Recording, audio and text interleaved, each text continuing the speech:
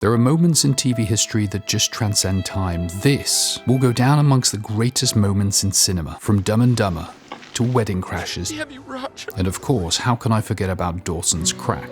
So what led to this esteemed actor perhaps the best the show has to break down like a little girl? And did you pick up on the clues to the identity of Sauron? Well, we have to go back to the beginning, for this is a story of much woe, more so than Juliet and her Romeo. That's great!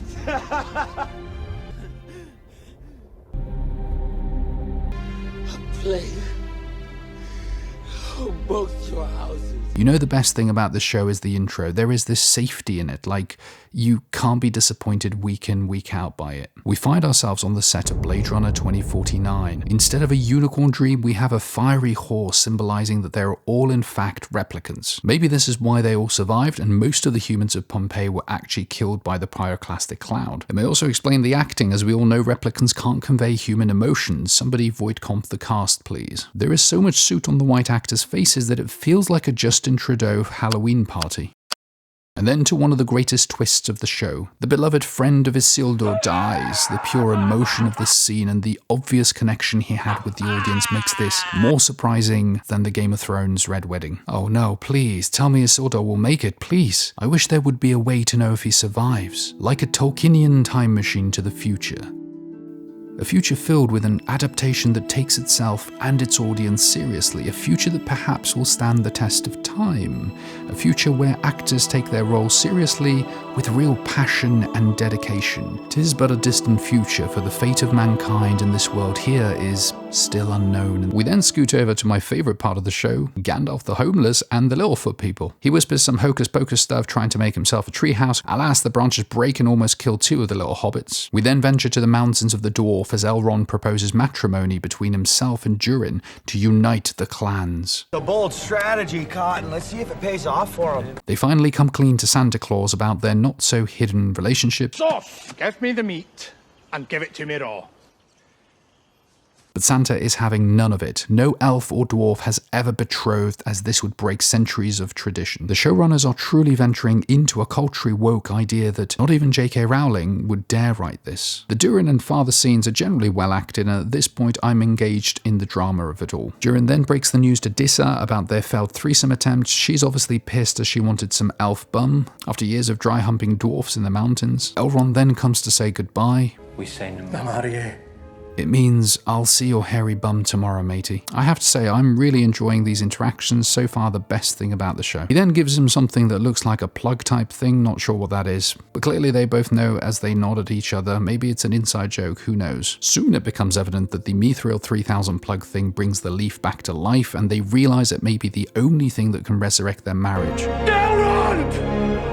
We then join my favourite part when Galadriel turns to Theo and exclaims, I turned myself into a pickle, Morty! This is highlighting the fact that they truly find themselves in a bit of a pickle. The camera then pans to the best actor in the show, looking for, I think, the second best actor. Ah, yes, Beric. He's not happy that he's alive as the competition levels rise and his position is at risk. The Queen arrives and our hero goes across to find her, well, she clearly took on board my point about her fart-smelling acting in the video, so she's not overdoing it now. Good work. I love real-time feedback loops. Isildur's dad asks, Where is my son? They're dead.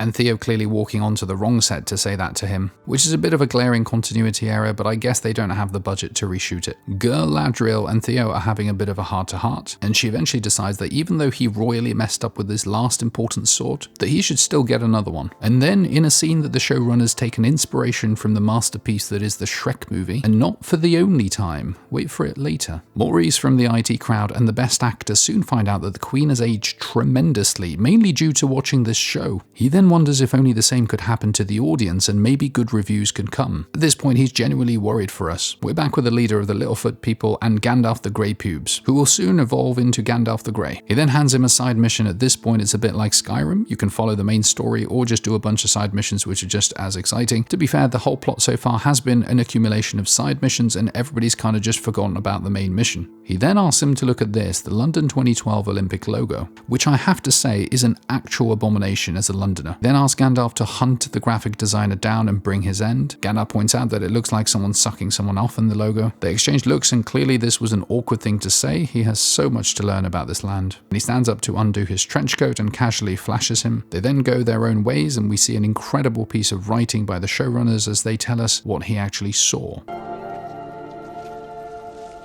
We scoot on over to Sunderland and we catch up with Theo and Galadriel having some pillow talk. He asks her if she's lost anyone important to them. And my husband. Husband? Husband? Wait a minute. What was all that 1 in a million talk? We then see some powerhouse acting from Galadriel. Her acting at this point reminds me of the Oscar-winning performance from the kid in Jumanji. You know, the one that cheats in the game and turns into that monkey? We then cut to babyface Agent Smith and Durin panting and hammering away, in their little hidden cave away from the gaze of his father. He then tells him why his last session ended prematurely. I was winded. I think 2 minutes is a decent time, isn't it, guys? They then make a breakthrough to an unlimited supply of Mithril 3000, patent still pending. To be fair, due to a low budget, it doesn't look that great, so I fixed it for you. Babyface Agent Smith is thoroughly surprised by this finding and, oh no, what's this? It cannot be, so awkward. They've been caught by the dad. His mate now is kicked out in the middle of nowhere. He's not even booked an Airbnb and his phone is on 2% charge. Serves him right for having an iPhone. On the plus side, Durin did give him a Mithril 3000 as a love memento. We then cut to Slim Shady and D12, who are clearly on the search for Gandalf to show him his mixtape. And again, there is a beautiful scene that pays homage to the masterful work of Shrek.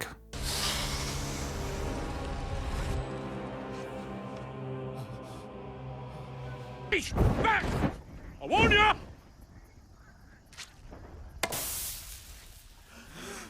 Right. Oh no, suddenly all the bushes are on fire. Damn, it must suck. Gosh. The audience, we were crying. Oh well, moving on swiftly. We're now with Beric, the standout actor of this series. What a stallion. All these Númenóreans are actually tucking tail and running after one battle with their mighty 3-ship army. We now know due to the low budget they couldn't copy and paste more than 3 ships. The best actor then tells him to pipe down and go, but Beric breaks free from this farce and runs into the mountains like I think he's the only one who realizes how far away he has to get from all of this. Forget about the sea is always right, this horse is always right. Follow him, boys. Then again, looks like the writers are going to pull out another Lord of the Rings quote-unquote homage. Didn't Brago find Aragorn and help him return? Well, Isildur's MIA. Wouldn't it be uncanny coincidence if Beric returned him? We're then doing a quick Middle-earth grand round in the hospital tent. Tis but a scratch, he should be fine. Ow, somebody better call the Burns team. This guy looks like he's going to be alright. Yeah, crap. It's Double Arrow Bronwyn and she's alive. Yay, I'm so happy. And then in a moment out of Jerry Springer, Theo is actually reunited with his biological father. Blandriel hears that this tent is running acting classes, and at this point it's like everybody's side quest is bringing them to the same tent. Fantastic, maybe we can actually progress the plot. They now go to see the Queen, who is obviously blind. Blandriel still manages to be patronizing to a blind person. No one kneels in Númenor. You are not in Númenor. Top marks for character development. The Queen then says some truly inspiring things like, For they do not know what they have begun. while also getting her ships ready to retreat. By ships, I mean the 3 ships that they bought. Bold move, let's see how that plays out. Her acting is 100% better now thanks to the blindfold. But the Queen then drops the biggest bombshell so far to the cast. In a shocking moment, she tells them that the directors and the writers will remain for the full 5 seasons. In a moment of true acting prowess, he transcends the genre, thanks to a flattering camera angle and a scene that is completely in sync with the feel of the series. Back with the Half-Foots, Lady Frodo's dad gives a rousing speech. You stay true to each other. Especially when it means looking after each other and not leaving anybody behind. Lovable creatures. Inspired, Lady Frodo and Sam and a band of them set off. Their main mission is to warn Gandalf that the rappers are after him, some sort of major turf war going on. I'm with this lady who clearly has no idea why any of this is happening. The Queen is then given the role of sailing the ship even though she's blind, because in this universe you see anybody can do anything. We then are surprised to find that Halbrand is still alive and that people actually care about that. It's not like we all just completely forgot about him. Blandriel is super happy to see him him. Ah, isn't that sweet? The only thing stronger than Sauron in Middle-earth is the sexual tension between these guys. He seems on death's door and can hardly move with that wound. Ooh, it looks infected too. And needs elven medicine immediately. Oh gosh, I hope he makes it. Luckily in the next scene he's walking around and it was just a flesh wound. Phew, thank God the writers decided it wasn't that bad of an injury anyway. So Blandriel and her BFF go on a honeymoon ride into the sunset. Also, luckily a horse ride is a perfect way to travel when you have a wound. Ouch, oh god damn it, break it out, that hurts, my ribs. Back in the mountains, Santa's looking around the love cave and finds a used condom, throws it down the mithril shaft. Unfortunately for him, the guy that's living in the motel room below is the same guy that's been listening to years of dwarfs dry humping each other. And well, a used condom dropping on his head is the final straw, and he's kind of a badass.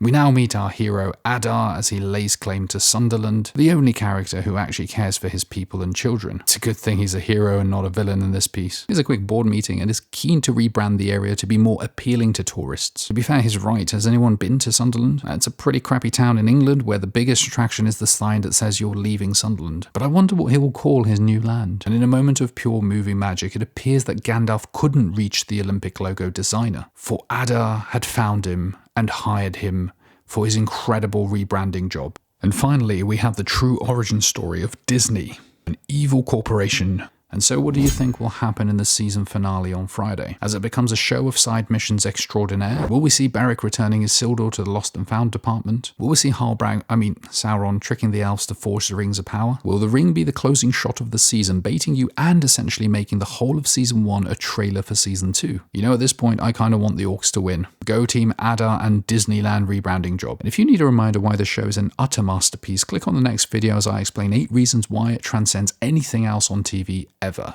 Guys, I want to say a big thank you for the support in the last video. Some of your funniest comments have actually made it into the scripts, and I want to give you credit, unlike the showrunners. My one aim in this video is to make this episode more interesting for you. Let me know in the comments if that actually worked. Thank you, and peace out.